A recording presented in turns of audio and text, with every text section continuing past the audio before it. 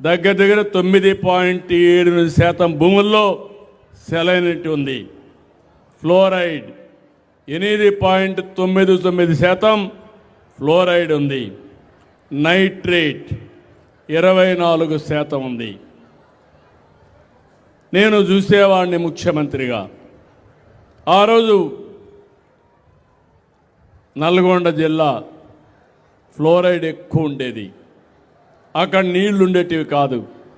భగవంతుడు మమ్మల్ని బాగా అన్ని అవయవాలతో పుట్టిస్తే ఆ నీళ్లు తాగి వికలాంగులుగా తయారయ్యేవాళ్ళు, నడవలేకపోయేవారు. ఎన్నో సమస్యలు వచ్చాయి. అవన్నీ పరిష్కారం చేశాం. ఇప్పుడు కానీ నేను చెప్పిన పనులన్నీ మనం చేస్తే ఫ్లోరైడ్ అనే మాటే ఉండదు. రెండవది నైట్రేట్.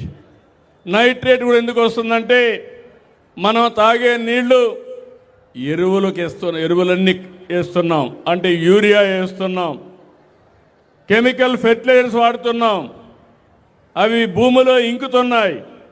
వర్షాలు వచ్చినప్పుడు మొత్తం భూమి నుంచి భూగర్భ జలాల్లో ఒక ప్రాంతం నుంచి ఇంకో ప్రాంతానికి వెళ్తూ ఉంది. ఆ నీళ్ళే మనం తాగుతున్నాం. అవి తాగితే క్యాన్సర్ వస్తూ ఉంది. క్యాన్సర్ రోజు రోజుకు పెరుగుతూ ఉంది. ఫ్యాక్టరీ పొల్యూషన్ వల్ల, లేకుంటే మనం తాగే నీళ్ళ వల్ల, మనం తినే తిండి వల్ల క్యాన్సర్ వచ్చే పరిస్థితి వస్తూ ఉంది. సముద్రం పక్కన సెలైనిటీ వస్తూ ఉంది. నేను ఇవన్నీ కూడా ఆలోచించి శాశ్వతంగా పరిష్కారం చేయడానికి ఒక ప్రణాళిక తయారు చేస్తా. పూర్తిగా సహకరించే బాధ్యత మీరు తీసుకోవాల్సిందిగా నేను మిమ్మల్ని అందరినీ కోరుతున్నా. ఇవి నేను దావోసు పోయినప్పుడు నేను చూసిన కొన్ని సత్యాలు, అక్కడ చర్చించుకునే విధానాలు. ఇంకొక విషయం కూడా ఫైనల్గా మీ అందరికీ చెప్పాలి. కొన్ని దేశాలు సరైన సమయంలో ఆలోచించకుండా దేశాలే పూర్తిగా నష్టపోతున్నాయి. ఓసారి ప్రభుత్వంలో ఉండే పెద్దలు కానీ అక్కడుండే మేధావులు సరిగా ఆలోచించుకోకపోతే చైనాలో ఒక ఇంటికి ఒక చైల్డ్ అని ఒక నామ్ పెట్టారు. ఒకే పిల్లవాడు ఉండాలి, బిడ్డ కానీ పిల్లోడు కానీ ఒకరే ఉండాలి. ఆ పాలసీ వల్ల ప్రతి ఒక్క ఇంటికి ఒక్కొక్కరినే కన్నారు. అట్ వన్ స్టేజ్ 2 పిల్లలైతే ఫైన్ వేశారు, 3 పిల్లలైతే ఇంకా ఎక్కువ ఫైన్లు వేశారు. అందరూ కూడా ఒకరినే కనడం మొదలుపెట్టారు. కొంతమంది కనడం వదిలేశారు. ప్రపంచంలో ఎక్కువ జనాభా ఉండే దేశం చైనా. ఈరోజు చైనా జనాభా తగ్గిపోతా ఉంది, భారతదేశ జనాభా పెరుగుతూ ఉంది. జనాభా మన సంపద. ఈ విషయం మీరు గుర్తుపెట్టుకోవాలి. ఒక్క చైనా కాదు, తొందరలో పాలసీ తీసుకొస్తా. ఈరోజు మీరు ఒక పక్కన చూస్తే Japan, south Korea, Taiwan, Singapore, Europe అన్ని దేశాల్లో జనాభా తగ్గిపోతూ ఉంది. ఇక్కడే మీ అందరికీ జ్ఞాపకం ఉంటుంది, నేను కొత్తగా ముఖ్యమంత్రి అయినప్పుడు నేను కూడా కుటుంబ నియంత్రణ తీసుకొచ్చాను. ఒకరు ముద్దు, 2 ఓకే, 3 వద్దని చెప్పా. తర్వాత ఆలోచించాను, మన దగ్గర కూడా ఇప్పుడు మీరు చూస్తే 2.1 జీవితకాలంలో భార్యాభర్తలు కనాలి. 2.1 కంటే బ్యాలెన్స్ అవుతుంది. అదే సమయంలో తగ్గితే జనాభా తగ్గిపోతుంది, పెరిగితే బెటర్గా ఉంటుంది. ఇప్పుడు సౌత్ ఇండియాలో అన్ని రాష్ట్రాల్లో జనాభా తగ్గిపోతూ ఉంది. మన దగ్గర 1.5కు వచ్చేసాం. మేలుకోకపోతే పెను ప్రమాదం. యూపీ, బీహార్లో మాత్రం ఒక్కొక్క కుటుంబం భార్యాభర్త 2.9 మంది పిల్లలకు అంటున్నారు ఫెర్టిలిటీ రేటు. అంటే దీన్ని బట్టి మీరు గుర్తుపెట్టుకోవాల్సింది, అది చూసిన తర్వాత ఒకప్పుడు పంచాయతీ ఎలక్షన్లో పోటీ చేయడానికి అర్హత లేదని చట్టాన్ని తీసుకొచ్చాను.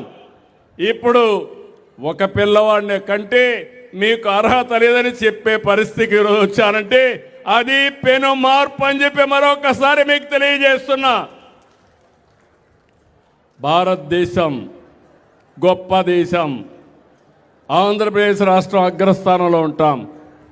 జనాభా ఎక్కువ ఉంటే ప్రపంచంలో జనాభా లేదు కాబట్టి మన దేశం నుంచి విదేశాలకు పోయి అక్కడ కూడా పనిచేసి డబ్బులు సంపాదించే పరిస్థితి వస్తుంది. అంటే సరైన సమయంలో నేను ఒకసారి నిర్ణయం తీసుకుంటున్నాను. ఆ రోజు నేనే నిర్ణయం తీసుకున్నాను, కుటుంబ నియంత్రణ. ఇప్పుడు మళ్ళీ పాపులేషన్ మేనేజ్మెంట్ కూడా నేనే తీసుకుంటున్నానంటే అలాంటి నిర్ణయాలు చేయకపోతే నష్టపోయేది సమాజం, నష్టపోయేది రాష్ట్రం, ఈ దేశం. అలాంటివి ప్రపంచంలో జరిగాయని చెప్పి కూడా నేను మీకు తెలియజేస్తున్నా. ఇవి అయిన తర్వాత ఈరోజు ఒక్కసారి మీరు చూస్తే నాకు కూడా వారసత్వంగా కొన్ని సమస్యలు వచ్చాయి. మీరు గుర్తుపెట్టుకోవాలి, 2024 ఎన్నికల ముందు ఈ రాష్ట్రం అతలాకుతలం అయిపోయింది. ఎన్ని ఇబ్బందులు ఉన్నాయో అన్ని ఇబ్బందులు వచ్చాయి. మాట్లాడాలంటే మాట్లాడేవాళ్ళు కాదు, కడాన నవ్వాలంటే కూడా నవ్వేవాళ్ళు కాదు. అంటే భయంకరమైన పరిపాలన. కడాన నాలాంటి వాడికి కూడా ఒక సాయంత్రం వచ్చి అరెస్ట్ చేసి జైల్లో పెట్టేశారంటే ఇంకా మామూలు వాళ్ళ పరిస్థితి ఏంటో చెప్పాలా. ఎందుకంటే ముందు చెప్తే కోర్టు పోతే స్టే ఇస్తారు కాబట్టి నోటీసు కూడా ఇవ్వకుండా అరెస్ట్ చేసేశారు. రాష్ట్రంలో ఒక రాక్షస పాలన, ఒక సైకో పాలన జరిగింది. పోరాడాం. నేను, మా మిత్రుడు పవన్ కళ్యాణ్ గారు సంయుక్తంగా ఆలోచించాం. నరేంద్ర మోడీ గారు సహకరించారు. 3 పార్టీలు కలిసి కూటమి పెట్టాం. ఒకే మాట చెప్పాం, ఈ రాష్ట్రాన్ని బాగు చేసే బాధ్యత మా భుజస్కంధాల పైన పెట్టుకుంటామని మీకు ఒక హామీ ఇచ్చాం. మీరు కూడా బ్రహ్మాండంగా స్పందించారు. నేను రాజకీయాల్లో 78 నుంచి ఉన్నాను, కానీ మొట్టమొదటిసారిగా పెట్టిన అభ్యర్థులందరినీ గెలిపించారు. ఎంతమందిని పెడితే 94% అభ్యర్థుల్ని గెలిపించిన ఏకైక రాష్ట్రం ఆంధ్రప్రదేశ్ రాష్ట్రం. అక్కడి నుంచి అంచెలంచెలుగా ఆలోచించాం. సంక్షేమాన్ని సూపర్ 6ని సూపర్ హిట్ చేశాం. అభివృద్ధి పరిగెత్తిస్తున్నాం. ఎప్పుడు కూడా నేను చాలాసార్లు సీఎం అయ్యాను, కానీ ఈసారి చేసినంత అభివృద్ధి నా జీవితంలో ఎప్పుడూ చేయలేదు. 18 నెలల్లో 20 లక్షల కోట్ల రూపాయలు పెట్టుబడులు వచ్చాయి. భారతదేశంలో ఇన్ని రాష్ట్రాలుంటే 25% పెట్టుబడులు ఒక ఆంధ్రప్రదేశ్కి వచ్చాయంటే అది ఈ రాష్ట్రంలో ఒక సుపరిపాలన ఉంది. అయితే ఈరోజు మళ్ళా మాట్లాడుతున్నారు, ఆ పార్టీని ఒకటి అడుగుతున్నా, మీ అందరూ చెప్పాలి, ఇళ్లలో చర్చించుకోవాలి. మంచి జరగాలంటే చెడును కూడా గుర్తుపెట్టుకోవాలి. చెడు చేసే వ్యక్తులు కూడా ఎప్పటికీ మర్చిపోకూడదు. అందుకే నరకాసురుడు ఉంటాడు. ఈరోజు నరకాసురుడు వధ జరిగిన తర్వాత ఏం చేస్తున్నాం మనం? ఏం చేస్తున్నాం? దీపావళి పండుగ చేసుకుంటున్నావా లేదా? ఎందుకు దీపావళి పండుగ చేసుకుంటున్నాం? చెడుని ఒకసారి గుర్తుపెట్టుకుని మంచిని మళ్ళా చేయడానికి, ముందుకు పోవడానికి చేస్తున్నాం.